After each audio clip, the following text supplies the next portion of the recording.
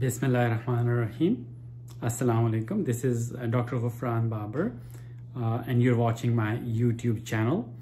आज का जो वीडियो है वो साइकाइट्रिक डिसऑर्डर्स पे है और वो है मूड डिसऑर्डर्स, और इसमें सबसे अहम जो है वो मेजर डिप्रेसिव डिसऑर्डर है, या जिसे हम मेजर डिप्रेशन या डिप्रेशन इटसेल्फ कहते हैं।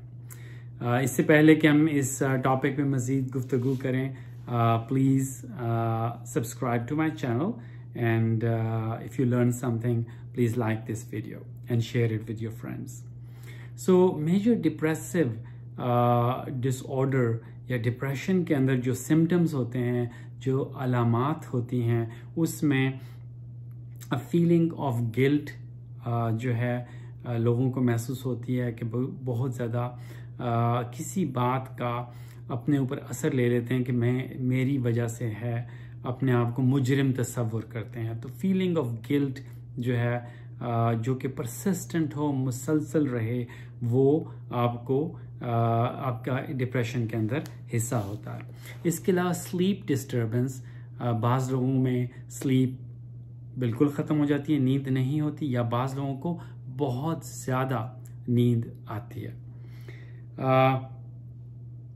फीलिंग ऑफ वर्थलेसनेस, कि अपने आप को कुछ ना समझना कि मैं तो कुछ भी नहीं हूँ, लोग सब मुझसे बेहतर हैं, और ये इस किस्म का अपने आप को जो है डाउनग्रेड करना, अपने आप को कमतर समझना भी मेजर डिप्रेसिव सिम्टम्स के सिम्टम्स में शामिल है।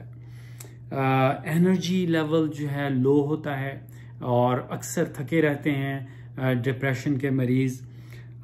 इसके अलावा किसी चीज़ के ऊपर फोकस नहीं कर सकते, कंसंट्रेशन लेवल जो है वो लो होता है। कोई भी काम अगर आप उनको दें तो वो उसको मुकम्मल नहीं कर पाते because of lack of energy, और उस काम के ऊपर फोकस नहीं कर सकते। जहाँ तक एपिटाइट का ताल्लुक है, कुछ लोग बिल्कुल खाना छोड़ देते हैं और वज़न उनका कम होना शुरू हो जाता है। दूसरे लोग डिप्रेशन के अंदर कुछ लोग ऐसे हैं जो ज़्यादा खाते हैं, जिसके अलावा बसियार खोरी की वजह से उनका वज़न बढ़ सकता है। और कुछ लोग जो हैं वो एजिटेटेड होते हैं, डिस्टर्ब्ड होते हैं, परेशान होते हैं, और उनके अंदर जो है वो मूड हर वक्त ख़राब रहता है। और जो इंतहाई वर्स्ट स्टेज है डिप्रेशन की, वो सुइसाइडलिटी है, यानी वो लोग ख़ुदकुशी के ऊपर दरपे होते हैं या ख़ुदकुशी करने का उनके अंदर रिस्क ज़्यादा होता है। तो अगर ये सिम्टम्स जो मैंने आपको बताए हैं, अगर ये इनमें से 5 या 5 से ज़्यादा हों, जो कि 2 हफ्ते से ज़्यादा रहें ये सिम्टम्स, तो ये मेजर डिप्रेसिव सिम्टम्स हैं। अमूमन मेल टू फीमेल रेशियो 1 से 2 है, फीमेल्स के अंदर ज़्यादा होता है, और तकरीबन 2 से 9% लोग जिनको मुसलसल डिप्रेशन के वो शिकार हैं, तो उनके अंदर सुइसाइड का रिस्क होता है। तो इन समरी इन लोगों को फीलिंग ऑफ गिल्ट, यानी अपने आप को मुजरिम तस्वुर करते हैं, वर्थलेस समझते हैं, नींद कम या ज़्यादा आ सकती है, लॉस ऑफ इंटरेस्ट होता है उन डेली एक्टिविटीज़ से जिनको वो पसंद करते हैं। अगर वो पेंटिंग पसंद करते हैं, अगर वो गाना पसंद करते हैं, अगर वो कुछ भी उनका मशगला है, गार्डनिंग है, कोई ऐसी चीज़ जो इंजॉयबल थी उनके लिए प्रीवियसली, जिससे वो खुशी से करते थे, वो उनका लॉस ऑफ इंटरेस्ट हो जाता है। और गिल्ट और वर्थलेसनेस होती है, एनर्जी लेवल लो होता है, फटीग होती है, एक काम पे फोकस नहीं कर सकते, एपिटाइट उनकी कम या ज़्यादा हो सकती है, या तो कम खाएंगे या ज़्यादा खाएंगे, और हर वक्त परेशान और एजिटेटेड रहेंगे। और वर्स्ट जो चीज़ मैंने बयान की है वो सुइसाइड है। तो इनमें से ये सिम्टम्स अगर 5 या इससे ज़्यादा अगर मुसलसल रहें 2 हफ्ते से ज़्यादा, तो आपको ये कंसर्न हो जाता है कि ये कहीं डिप्रेशन की तरफ तो नहीं जा रहा। सो अपने इर्द गिर्द के लोगों पे ये नज़र रखें कि अगर उनको इस किस्म के सिम्टम्स हों तो you should always be concerned about depression. इसके अलावा कुछ लोगों को साइकोसिस भी हो जाता है, यानी वो रियलिटी से उनका ताल्लुक, जो सच्चाई से ताल्लुक है, वो ख़त्म होना शुरू हो जाता है। उनको चीज़ें दिखाई देने लगती हैं मुख्तलिफ, उनको आवाज़ें सुनाई देती हैं, उन्हें हलूसिनेशंस होती हैं, और बाज़ू का डिल्यूजन्स हों, यानी उनको जहन में फिक्स्ड आइडियाज़ आ जाएं जिनको आप किसी भी प्रूफ से शेक ना कर सकें। तो ये इस किस्म के सिम्टम्स भी उनको लाहक हो सकते हैं। बहुत सारे मेडिकल वजूहात हैं जिसमें डिप्रेशन के लोग शिकार हो जाते हैं। थायराइड इलनेसेस ऐसी हैं कि अगर आपके थायराइड लेवल, थायराइड हार्मोन लो हों तो वो आपको डिप्रेशन की तरफ ले जा सकते हैं। इसलिए अमूमन जब भी डिप्रेशन का डायग्नोसिस होगा उससे पहले थायराइड लेवल्स को चेक करना चाहिए। पार्किंसंस डिजीज एक ऐसी है जिसके अंदर मूवमेंट डिसऑर्डर है, जिस नर्व्स की वजह से, जिसके अंदर ब्रेन के अंदर न्यूरोट्रांसमीटर या कीमियाई चीज़ें जो हैं वो डिस्टर्ब हो जाती हैं, उनके अंदर भी डिप्रेशन का शिकार हो सकते हैं। दिमाग के अंदर कैंसर हो, वो लोग भी डिप्रेशन का शिकार हो सकते हैं। इसके अलावा बाकी कैंसर जिस तरह लुबलुबे का कैंसर या पैंक्रियाटिक कैंसर के पेशेंट भी डिप्रेशन का शिकार हो सकते हैं। कुछ लोग जिनको स्ट्रोक हुआ है, जिनको फालिज का मर्ज हुआ है, उससे हो सकता है। इसके अलावा जो लोग फैमिलीज़ में दिमागी बीमारियां हैं जिसमें डिमेंशिया आ जाता है, प्रोग्रेसिवली अल्जाइमर्स डिजीज़ जो है जिसके अंदर वक्त के साथ साथ बुढ़ापे में आपकी अकल में कमी वाक़या होती है। इसके अलावा कैल्शियम के डिसऑर्डर्स जिसके अंदर कैल्शियम की ज़्यादती हो, वो भी आपको ब्लड के अंदर ज़्यादा हो तो भी आपके अंदर डिप्रेशन की सूरत हाल हो सकती है। इसके अलावा जो लोग मुख्तलिफ ड्रग्स को अब्यूज़ करते हैं, कैनाबिस एक है जो है ड्रग जिसको अब्यूज़ किया जाता है। मैरिवाना यहाँ के कॉमनली अमेरिका में मैरिवाना कहलाई जाती है, पाकिस्तान में चरस का नाम सुना होगा आप लोगों ने। अल्कोहल, जो लोग शराब पीते हैं। इसके अलावा मुख्तलिफ अद्वियात हैं जो डिप्रेशन कर सकती हैं, ब्लड प्रेशर की हैं, स्टीरॉयड्स हैं। जो ख़वातीन ओरल कॉन्ट्रासेप्टिव्स लेती हैं उनको डिप्रेशन हो सकता है। इसके अलावा बहुत सारी चीज़ें जो एक स्ट्रेसर है आपकी जिस्म बॉडी के अंदर, कोई माहौल के अंदर कोई परेशानी आ गई और वो परेशानी आपको आप उसके बारे में मुसलसल सोचेंगे और वो आपके दिमाग के ऊपर हावी हो जाएगी और अल्टीमेटली वो आपको डिप्रेशन की तरफ ले जाएगी। यूजुअली जो नॉर्मल बिरीवमेंट है, किसी के फैमिली में डेथ हो जाए, कोई चीज़ लॉस हो जाए, वो अमूमन 6 मंथ्स से कम होती है और most of the time it resolves, ख़त्म हो जाती है with in a year. However कुछ लोगों को इतना ज़्यादा दुख पहुंचता है कि किसी का बच्चे की वफ़ात हो गई, किसी के पेरेंट की डेथ होगी, किसी के फ्रेंड की डेथ होगी, तो वो परमानेंट डिप्रेशन में चले जाते हैं और समटाइम्स जो है वो उनको हेलुसिनेशंस और इल्यूजन्स भी शुरू हो जाते हैं।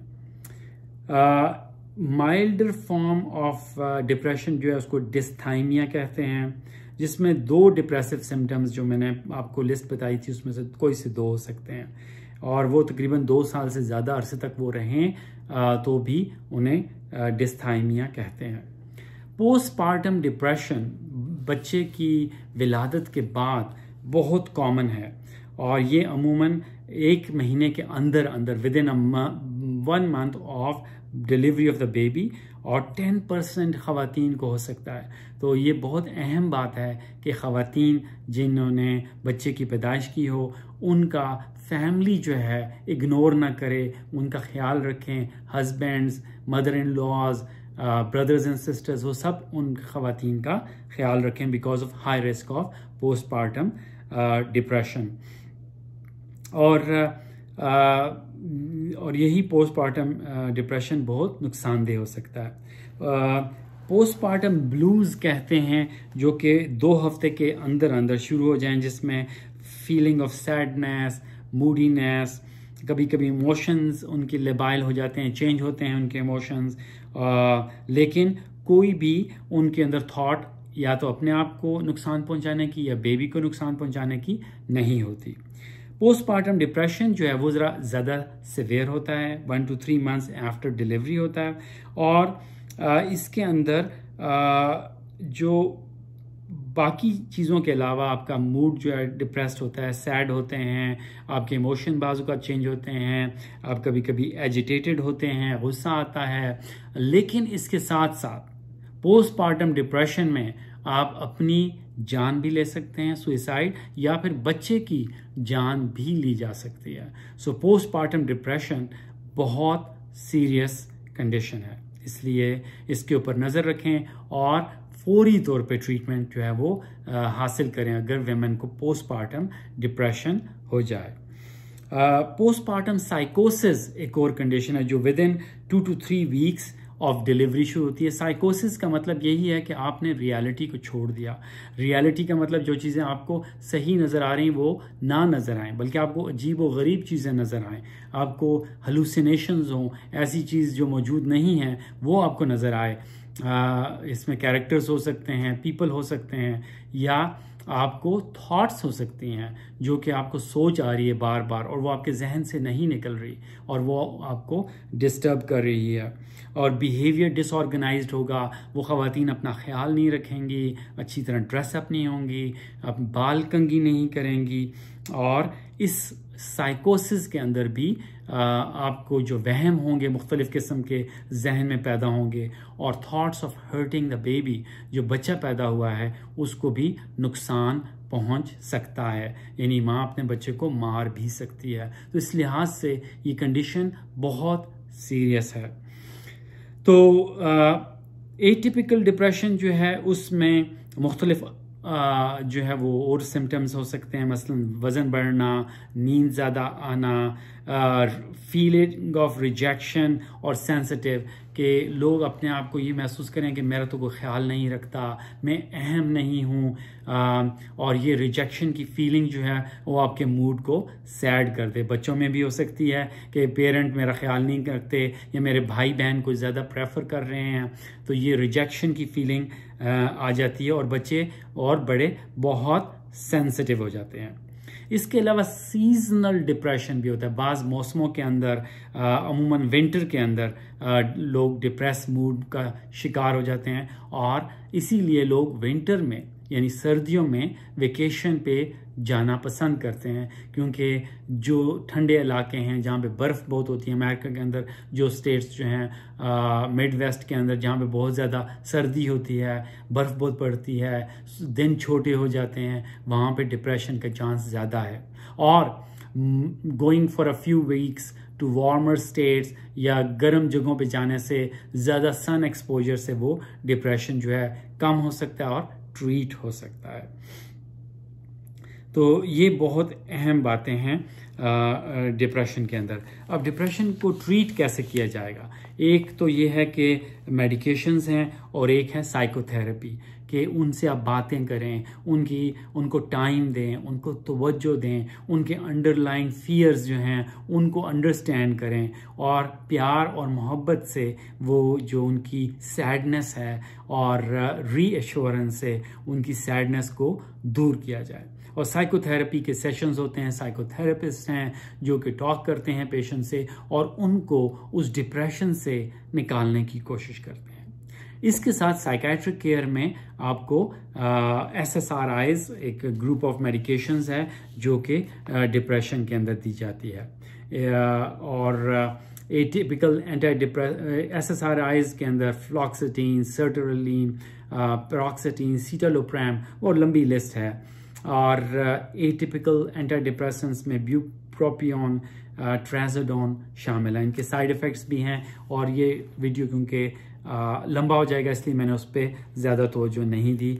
आपके जो फिजिशियन हैं वो नो करेंगे। ट्राईसाइक्लिक एंटीडिप्रेसेंट्स हैं, SNRIs जो हैं, वेनलाफैक्सिन, ये एक और मेडिकेशन है। मोनोमाइन ऑक्सीडेज इनहिबिटर्स में फिनालजीन शामिल हैं, ये भी मेडिकेशंस दी जा सकती हैं और आपका साइकाइट्रिस्ट जो है वो प्रिस्क्राइब कर सकता है। अब ये मेडिकेशन जो अब आप देते हैं, ट्रीटमेंट स्टार्ट करते हैं, तो आपको पेशेंट होना पड़ता है। तकरीबन 2 से 6 हफ्ते लग सकते हैं इसके बेनिफिट्स अपीयर होने में। और इन मेडिकेशंस को कंटिन्यू करें for at least 6 months at the same effective dose. और जो आपका इफेक्टिव डोज है उसको आप 6 महीने के लिए जारी रखें, यहाँ तक कि आपका डिप्रेशन डिसअपीयर हो जाए। और अगर पेशेंट रिस्पॉन्ड ना करे तो आप किसी और मेडिसिन को आप प्रिस्क्राइब कर सकते हैं। एक मेडिकेशन से दूसरी मेडिकेशन स्टार्ट कर सकते हैं। बाज़ का 2 मेडिकेशंस भी ज़रूरत पड़ सकती हैं। सो अमूमन साइकोथेरेपी मोस्ट इम्पॉर्टेंट ट्रीटमेंट है। एंटी डिप्रेसेंट्स जो है वो दिए जाते हैं, और एक कॉम्बिनेशन जो है दोनों का बहुत इफेक्टिव होता है। Very very rarely electroconvulsive therapy, जिसमें बिजली हमारे ज़बान में बिजली के झटके यानी लो डोज शॉक्स लगाए जाते हैं, जो कि अंडर एनेस्थीसिया में बेहोश करके लगाए जाते हैं और बहुत इफेक्टिव है। Usually requires 2 to 3 treatments per week for a total of 6 to 12 treatments. और ये वो डिप्रेसिव सिम पेशेंट्स हैं जो कि मेडिकेशंस को रिस्पॉन्ड नहीं करते। और अगर किसी ने रैपिड इम्प्रूवमेंट हासिल करनी है तो भी ये यूज़ कर सकते हैं। अगर किसी को हाई ब्लड प्रेशर है, स्ट्रोक हुआ है, ब्रेन ट्यूमर है, एनेस्थीसिया का रिस्क है, तो उसको ये इलेक्ट्रोकन्वल्सिव थेरेपी नहीं दी जाती, क्योंकि इससे जो है आपकी और जो साइड इफ़ेक्ट्स हैं, यादाश्त में कमी हो सकती है, आप कंफ्यूज हो सकते हैं इसके बाद, और बाज़ वक़्त हार्ट रेट और हार्ट रिदम इरेगुलर हो सकती है, हेडेक हो सकती है। फोटोथेरेपी जो है यानी बिजली जो है, लाइट जो है वो sunlight is really really useful. जैसा मैंने पहले कहा कि वेकेशन पे जा सकते हैं और ये आपके मूड को एलिवेट और इम्प्रूव कर सकते हैं। तो मोस्ट इम्पॉर्टेंट चीज़ है हिस्ट्री, और ये सिम्टम्स जो हैं on most days for up to 2 years हो सकते हैं, इसलिए ये डायग्नोसिस जो है क्रॉनिक हिस्ट्री है।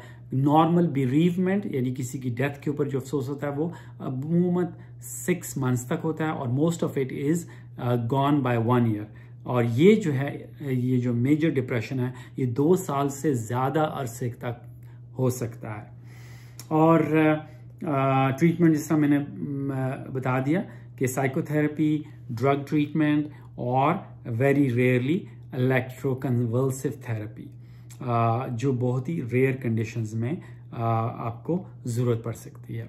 सो मोस्ट इम्पॉर्टेंट चीज़ क्या है कि आप इन सिम्टम्स को आइडेंटिफाई करें ताकि इसकी प्रॉपर ट्रीटमेंट जल्द अज जल्द शुरू की जा सके, और इग्नोर ना करें। साइकाइट्रिक केयर फ़ौरन सीख करें। हमारे ईस्टर्न सोसाइटीज़ में साइकाइट्रिक केयर को स्टिग्मा कंसिडर करते हैं कि मैं दीवाना या पागल तो नहीं हूँ कि मुझे आप साइकाइट्रिस्ट के पास ले जा रहे हैं। ये is a very common saying. So please take this stigma off and take the mental illnesses very very seriously, क्योंकि ये सुइसाइडिलिटी यानी खुदकुशी की तरफ ले जा सकते हैं। सो अपने इर्द गिर्द, अपने रिश्तेदारों में, अपनी फैमिली में मोस्ट इम्पॉर्टेंट सिम्टम्स जो आपने देखने हैं वो लॉस ऑफ एनर्जी, गिल्ट और feeling of worthlessness, sleep irregular हो जाएगी, loss of interest in pleasurable things, जिसमें आप एंजॉय करते थे वो आपका इंटरेस्ट ख़त्म हो जाएगा, लैक ऑफ कंसंट्रेशन होगा, आपकी एपिटाइट या खाना पीना आपका बंद हो जाएगा या बहुत ज़्यादा हो जाएगा, और आपका मूड एजिटेटेड हो सकता है, गुस्से में रह सकते हैं, बाज़ औक़ात आसानी से गुस्सा भी आ सकता है, और वर्स्ट जो आउटकम है वो है सुइसाइडिलिटी यानी अपनी जान लेने का जो प्रॉब्लम है, जो कि तकरीबन 2 से 9% लोग 2 to 9% people can have suicides with major depressive disorder. So ये moral of the story है कि आपने क्विकली आइडेंटिफाई करना है और आपने उसकी ट्रीटमेंट हासिल करनी है। और पोस्टपार्टम यानी बच्चे की डिलीवरी के बाद माँ का ख़ास ख्याल रखना है। पोस्टपार्टम ब्लूज हो सकते हैं जिनके अंदर उनका सैडनेस और मूड चेंज हो सकता है, जो कि within 2 weeks of birth of the baby. Postpartum depression जो up to 3 months of the birth of the baby हो सकता है। और पोस्टपार्टम डिप्रेशन में मूड भी सैड होगा, एजिटेटेड भी हो सकते हैं, और मोस्ट इम्पॉर्टेंटली जो ख़वातीन है वो अपने आप को या बच्चे को नुकसान पहुंचा सकती हैं। और पोस्टपार्टम साइकोसिस के अंदर वो हेलुसिनेशन, उनको चीज़ें सुनाई देंगी, आवाज़ें आएंगी, दिखाई देंगी, उनको अजीब अजीब से वहम का शिकार होंगे, और इसमें भी सुसाइड और बच्चे को हर्ट करना जो है वो पॉसिबल हो सकता है। So please look at these signs, try to understand depression and seek treatment as soon as possible. उम्मीद है कि आपको इस वीडियो से फ़ायदा होगा। Please like this video, subscribe to my channel and share this video with your family and friends. May Allah bless us all. Sallallahu alayhi wa alihi wa sahbihi wa sallam. Assalamu alaikum.